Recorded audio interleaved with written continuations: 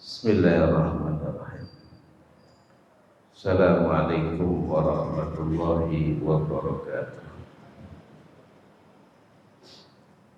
Alhamdulillahirabbil alamin.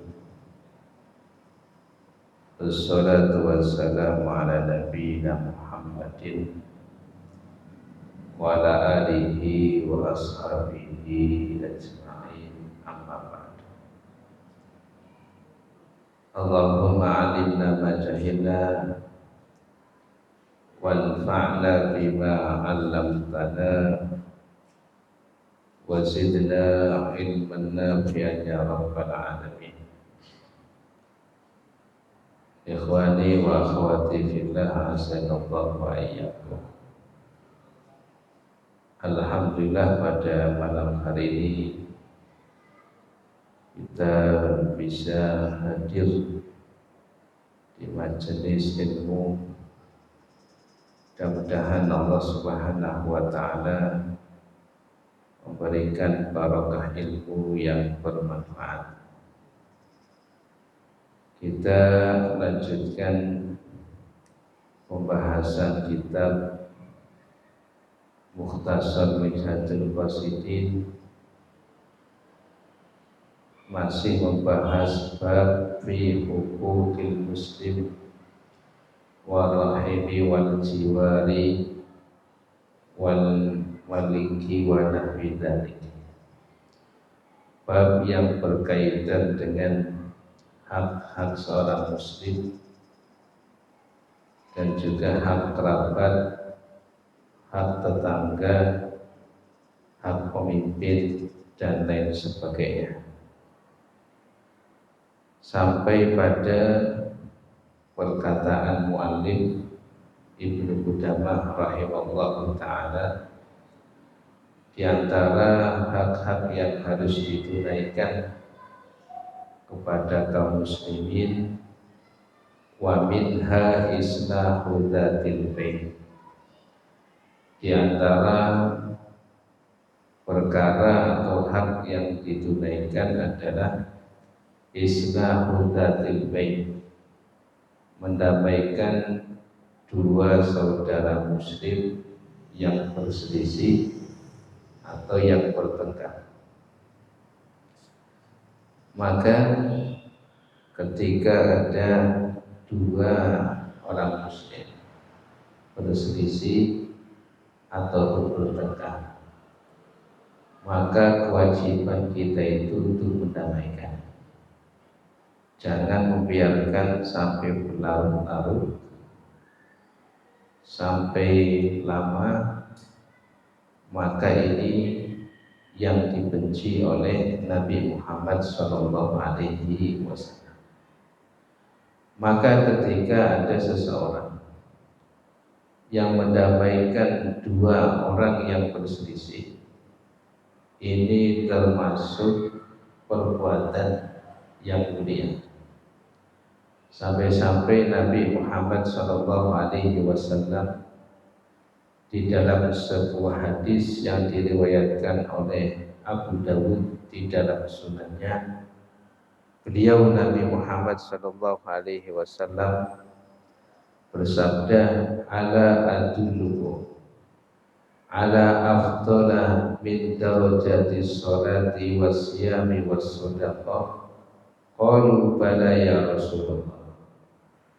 Nabi Muhammad SAW mengatakan kepada para sahabat, ala adullukum, maukah aku tunjukkan kepada kalian, ala afdal, atas amal yang paling afdal, yang melebihi derajat sholat, yang melebihi derajat puasa, yang melebihi derajat sedekah. Ini adalah sholat sunnah, puasa sunnah, dan sedekah yang sunnah. Jadi Nabi mengatakan, maukah aku tunjukkan kepada kalian perkara yang lebih afdal daripada sholat sunnah, puasa sunnah, dan sedekah yang sunnah. Kemudian para sahabat menjawab, bala ya Rasulullah, ya Rasulullah.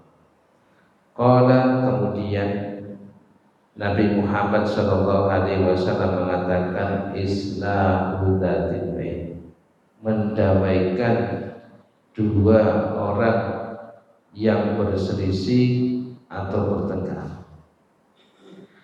Kenapa demikian? Para ulama menyampaikan, sholat sunnah, puasa sunnah, atau sedekah yang sunnah, maka manfaatnya itu kembali kepada diri yang melakukan. Kalau puasa sunnah, kalau sholat sunnah, pahalanya untuk diri sendiri atau manfaatnya untuk diri sendiri. Akan tetapi ketika mendamaikan dua orang yang berselisih, dua orang yang bertengkar, maka manfaatnya ini bukan hanya untuk dirinya sendiri, akan tetapi juga untuk orang lain. Maka satu kaidah di dalam fikih itu, al-maslahatul ammah muqaddamatun 'alal maslahatil khassah. Kepentingan bersama itu harus lebih didahulukan daripada kepentingan pribadi. Kemanfaatan yang manfaatnya untuk orang banyak itu harus didahulukan daripada manfaat untuk per. Maka Nabi ketika menyampaikan bahwasanya mendamaikan dua orang yang berselisih ini lebih afdal, lebih mulia derajatnya daripada sholat sunnah, puasa sunnah, dan sedekah yang sunnah, karena manfaatnya kembali kepada dirinya dan juga manfaatnya untuk orang lain. Bahkan di dalam hadis yang lainnya, di dalam riwayat Imam Tabrani, Nabi Muhammad SAW menyampaikan, afdhalus shadaqati islahu dzatil bain. Seafdol-afdolnya sedekah, sebaik-baiknya sedekah itu sedekah untuk mendamaikan dua orang yang berselisih. Artinya harta yang digunakan untuk mendamaikan dua orang muslim yang berselisih, yang bertengkar, itu nilainya itu lebih. Nilainya itu lebih, punya keutamaan tersendiri. Makanya di sini dikatakan afdhalus sedekah, seafdol-afdolnya sedekah itu mendamaikan dua orang yang berselisih. Maka di dalam bab fikih, ketika seseorang itu menanggung hutang, hutangnya ini untuk mendamaikan dua orang muslim yang berselisih, kemudian dua orang ini berdamai, maka orang yang menanggung hutang ini berhak menerima zakat. Jadi kalau ada orang berhutang atau menanggung hutang untuk mendamaikan dua saudara yang berselisih sampai dua orang ini berdamai, maka yang menanggung hutang ini berhak mendapatkan zakat. Ini namanya ghori. Yang kategori ghori, yang mendamaikan dua orang berselisih. Nah, apalagi misalnya orang itu mengeluarkan harta dari kantongnya sendiri untuk mendamaikan, itu seafdol-afdolnya sedekah, karena manfaatnya kembali kepada diri sendiri dan juga kepada orang lain.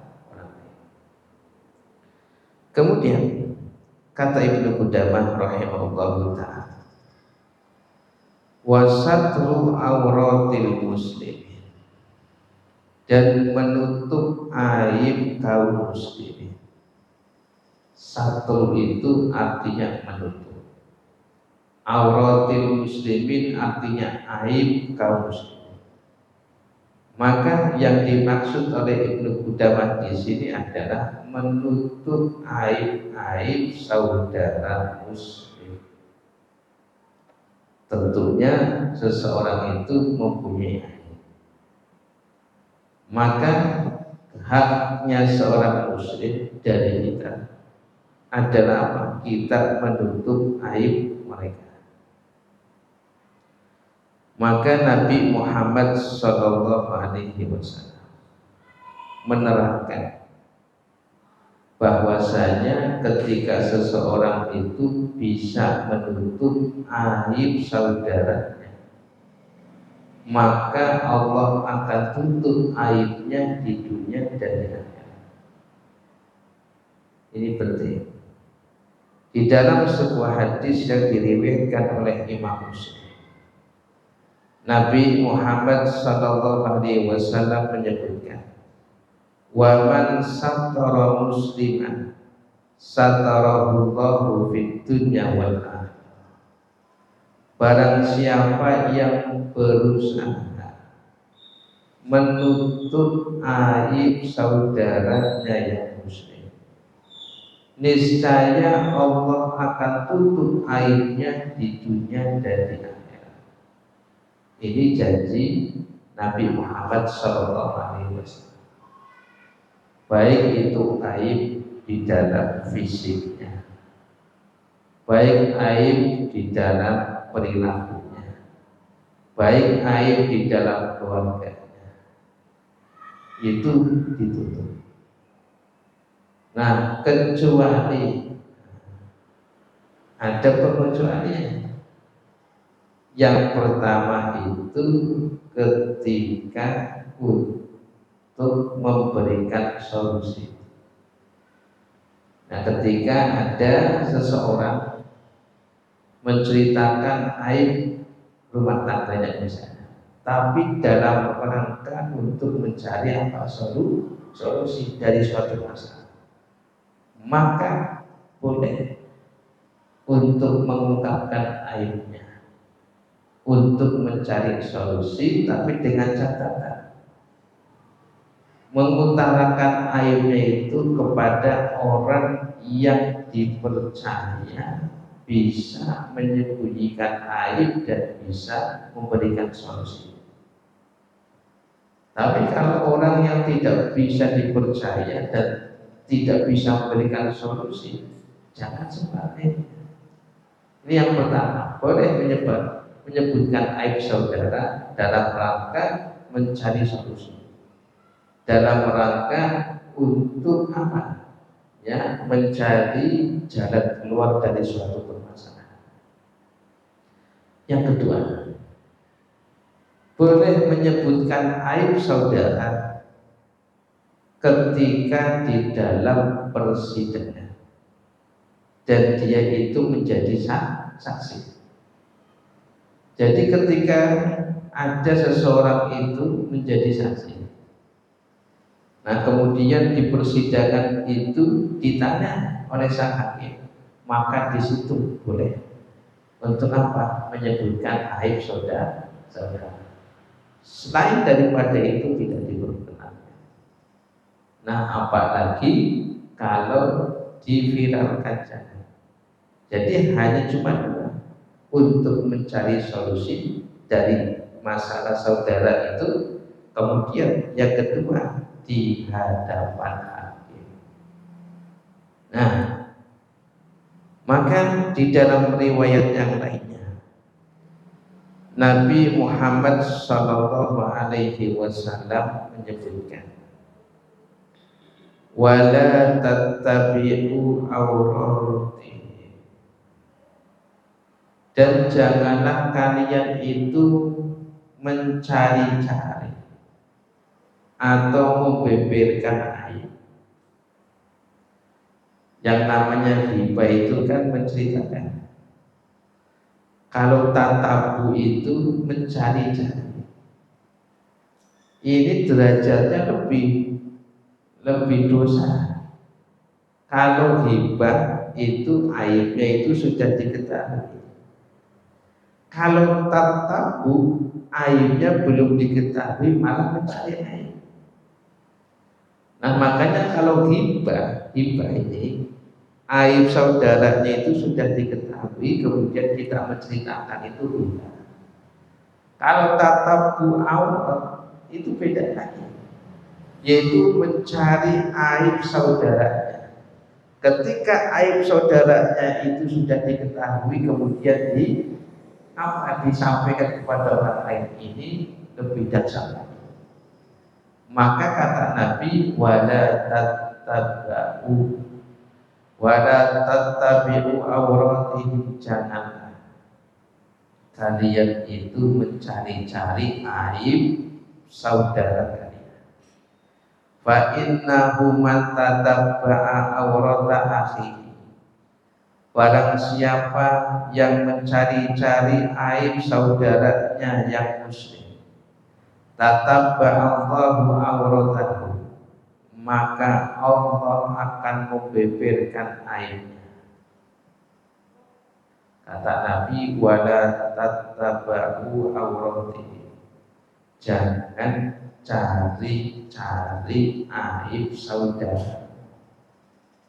Barang siapa yang mencari aib saudaranya yang muslim, maka Allah akan beberkan aibnya. Loh, ini kata Nabi, wa man tatabba'allahu awratahu yafdahu, barang siapa yang Allah beberkan aibnya, maka Allah akan merendahkannya. Walau fi jawfi baitihi, meskipun di dalam rumahnya. Riwayat Abu Dawud.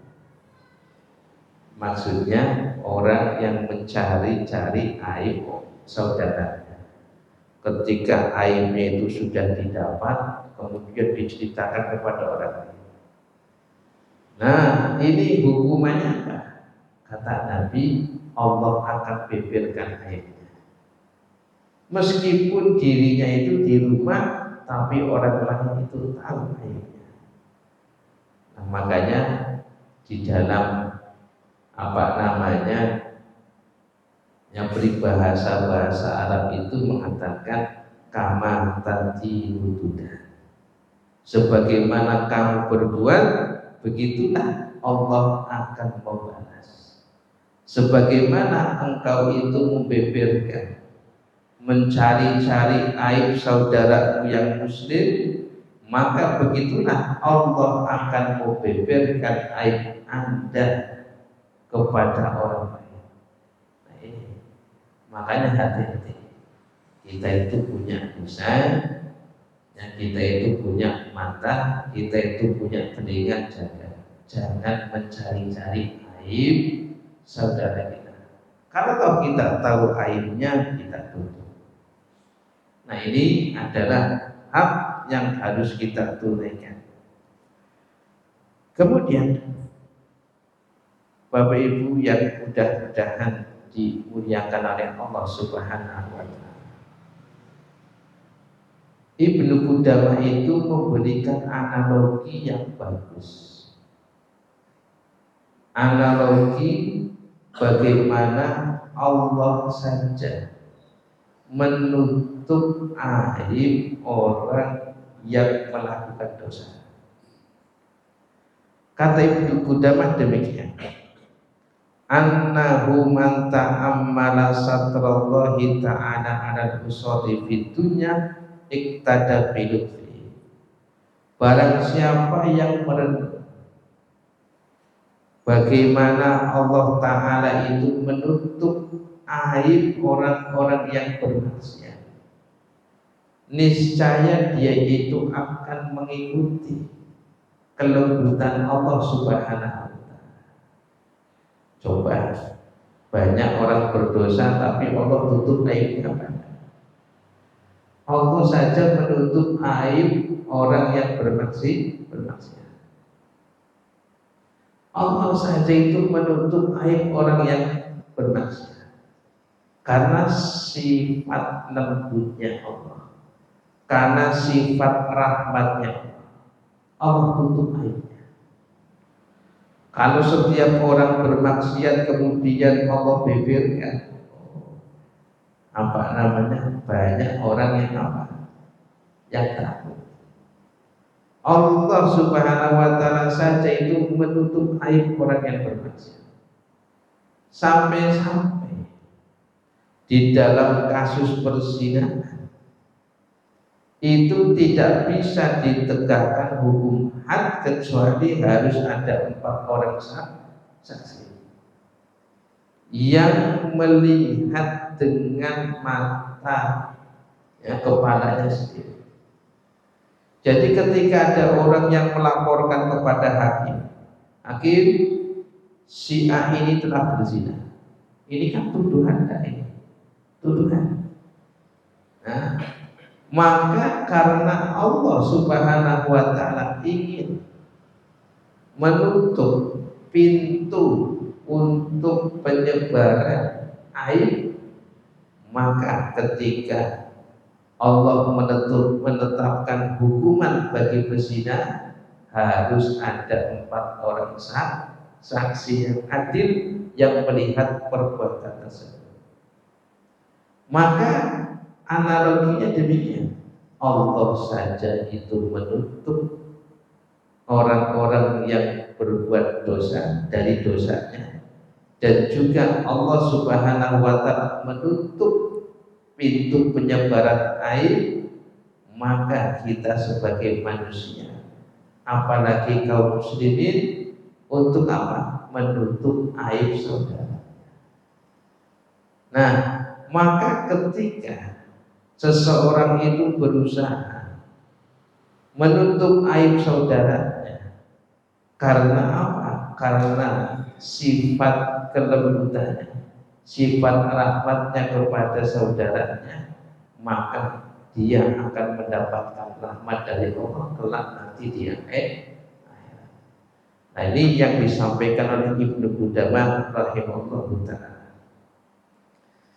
Kemudian Bapak Ibu yang mudah-mudahan dimuliakan oleh Allah, Ibnu Qudamah mengatakan, wa minha an yattaqiya mawati'at Tuhani. Hendaklah seorang muslim itu menghindari mawati'at Tuhani, tempat-tempat atau perkara-perkara yang menjadikan orang lain itu berprasangka buruk. Kata Ibnu Qudamah, hendaklah seorang muslim itu menghindari perkara-perkara atau tempat-tempat yang menjadikan orang lain itu berprasangka buruk.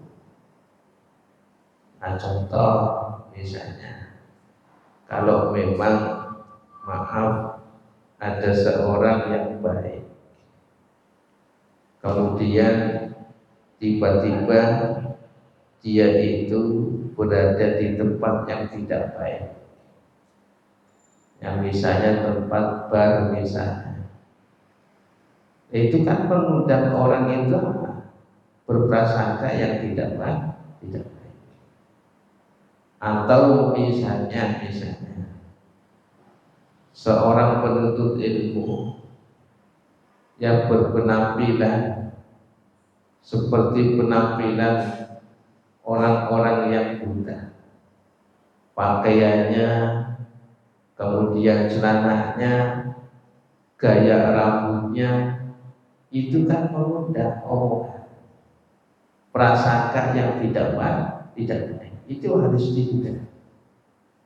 Nah, ini yang dikatakan Ibnu Qudamah, jangan sampai seseorang itu mendatangi tempat yang mengundang prasangka buruk, ataupun jangan sampai seseorang itu melakukan perbuatan yang mengundang orang lain itu berprasangka buruk. Nah, kenapa siyanatan di qulubin nasi an su'id? Karena menjaga hati manusia supaya tidak berprasangka buruk. wa alsinatihim an ghibatihi, dan menjaga lisan manusia dari ghibah. Nah, maka ini ada cerita pada zaman Nabi Muhammad Shallallahu Alaihi Wasallam. Beliau itu punya istri yang bernama Sofia binti Huyai. Sofia ini menceritakan dulu waktu Nabi Muhammad Shallallahu Alaihi Wasallam beliau itu itikaf di 10 hari di bulan suci Ramadan. Kata Sofia, saya ini mengunjungi Nabi di masjid, dan kebetulan rumahnya Sofia ini agak jauh daripada istri-istri yang lain. Nah, ketika mengunjungi Nabi, kemudian hari sudah larut malam. Kemudian Nabi Muhammad Shallallahu Alaihi Wasallam mengantar Sofia ke rumahnya. Nah, ketika di tengah perjalanan ada 2 sahabat Ansor berpapasan dengan Nabi. Nah, ketika berpapasan dengan Nabi, 2 sahabat Ansor ini mempercepat langkahnya. Kemudian ketika mempercepatkan langkah mereka berdua, Nabi mengatakan, ala rizlikum, tunggu sebentar, berhenti. Nah, ketika mendengar perkataan Nabi, ala rizlikum, wahai saudaraku, berhentilah. Kemudian apa yang dikatakan oleh Nabi, innaha Sofiyatu bintu Huyai zaujati. Ini yang bersamaku adalah Sofiyah bintu Huyai, istriku. Kemudian 2 sahabat Ansor mengatakan, subhanallah. Dalam riwayat lain mengatakan, ya Rasulullah, di dalam hati saya tidak ada prasangka apapun wahai Rasulullah kepada Anda. Kemudian Rasulullah SAW mengatakan, bukan seperti itu. Saya takut setan itu menghembuskan tuduhan yang tidak benar di dalam hati kalian, sehingga kalian membicarakan bersudut kepada. Karena setan itu masuk melalui peredaran darah. Kemudian sahabat Ansor itu yang 2 berlalu, kemudian Nabi mengantarkan Sofia. Maka dalam hadis ini para ulama menyampaikan, seseorang itu kalau melakukan sesuatu yang sekiranya mengundang prasangka jelek orang lain kepada dirinya, maka hendaknya dijelaskan. Contoh misalnya ada seseorang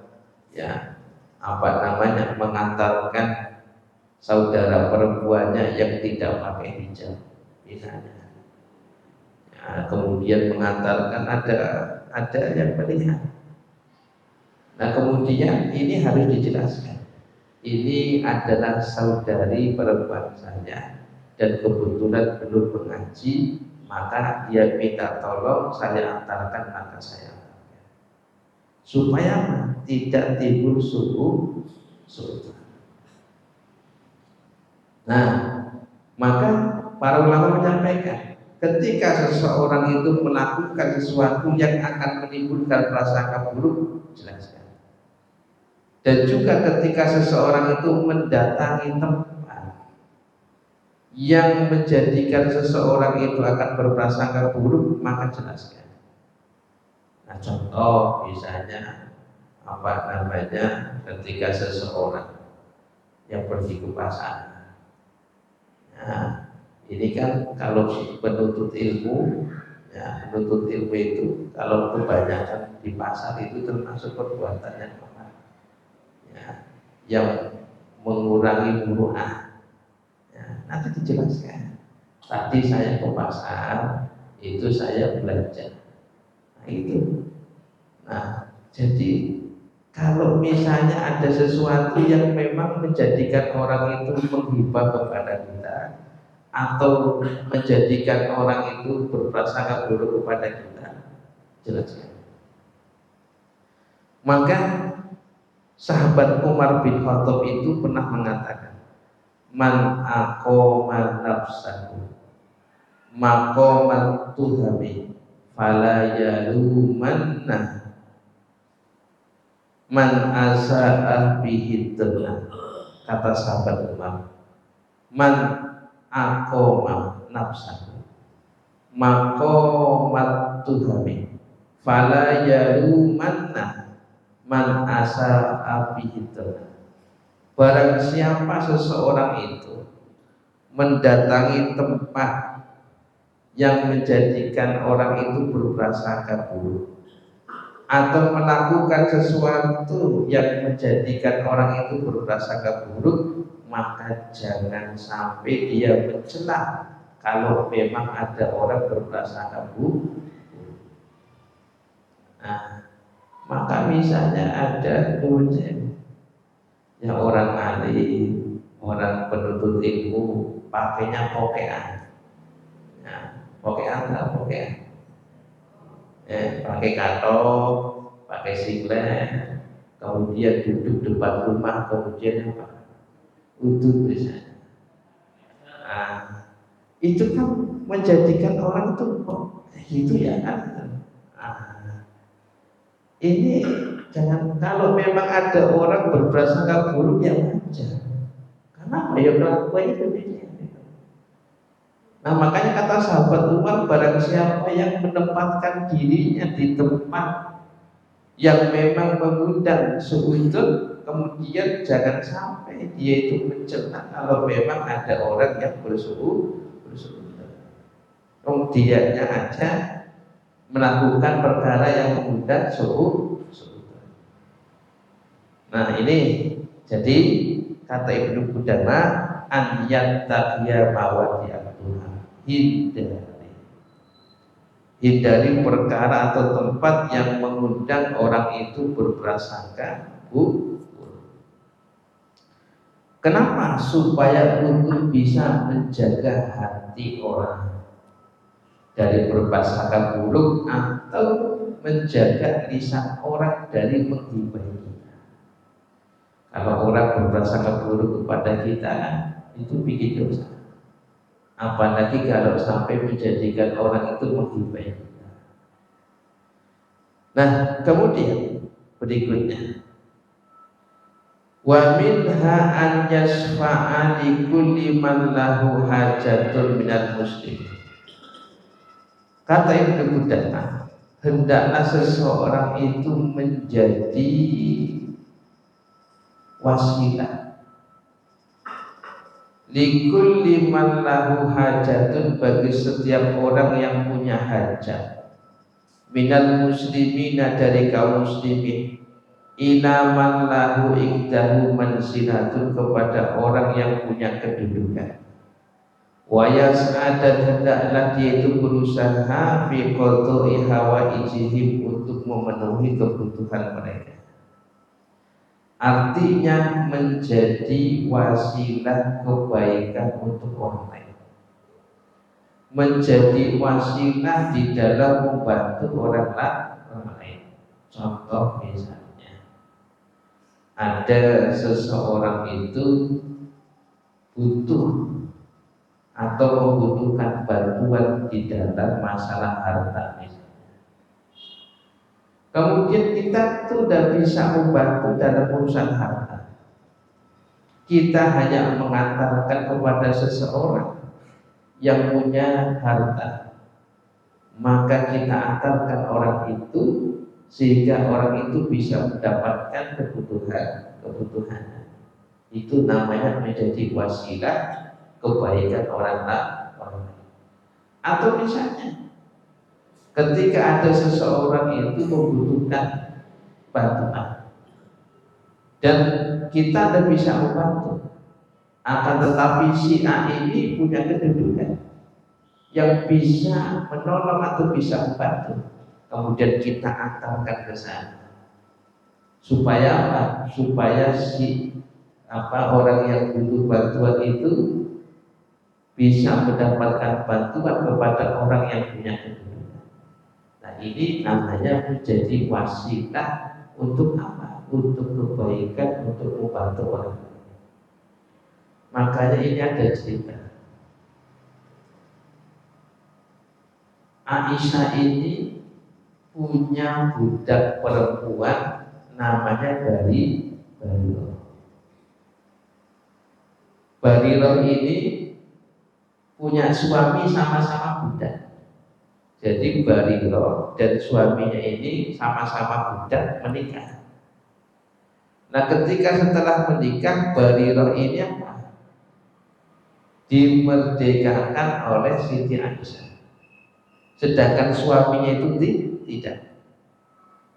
Nah, kemudian ketika itu Nabi mengatakan, wahai Barirah, silakan Anda pilih, kamu mau terus dengan suami Anda yang bernama Mughis atau tidak.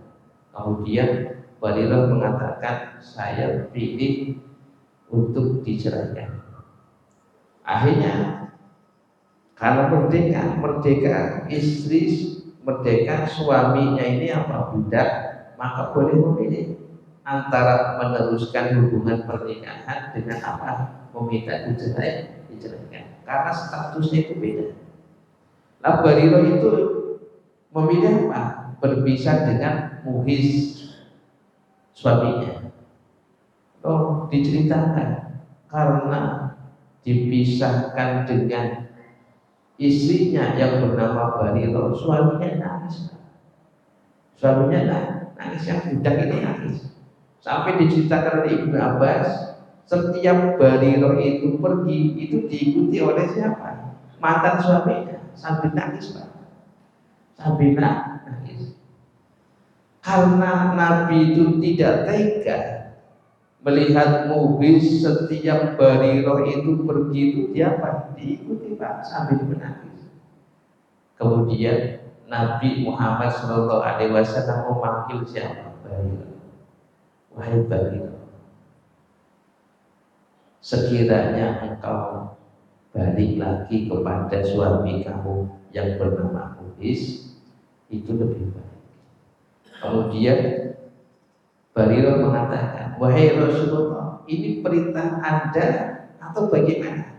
Oh enggak, saya hanya menawarkan, saya hanya memfasilitasi. Ya. Kemudian apa kata Barirah? Saya sudah tidak mencintai dia lagi, wahai Rasulullah.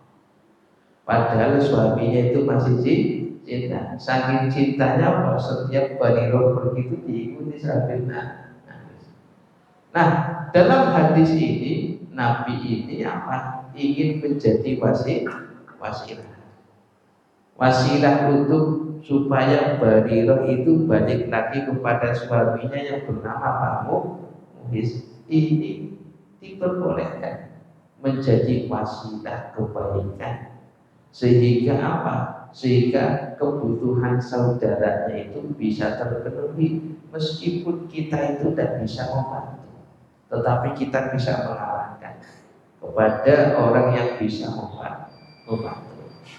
Nah, akan tetapi ini ada catatan, yaitu wasilah dalam kebaikan, bukan wasilah dalam kejelekan atau wasilah untuk merampas hak. Itu tidak boleh. Misalnya nyuap, itu tidak boleh. Tapi kalau wasilah kebaikan itu boleh. Nah, ini adalah hak yang harus ditunaikan. Tapi itu saja bisa saya sampaikan, mudah-mudahan bermanfaat. Saya akhiri, subhanakallahumma bihamdika Asyhadu an la ilaha illa anta astaghfiruka wa atubu ilaik. Assalamualaikum warahmatullahi wabarakatuh.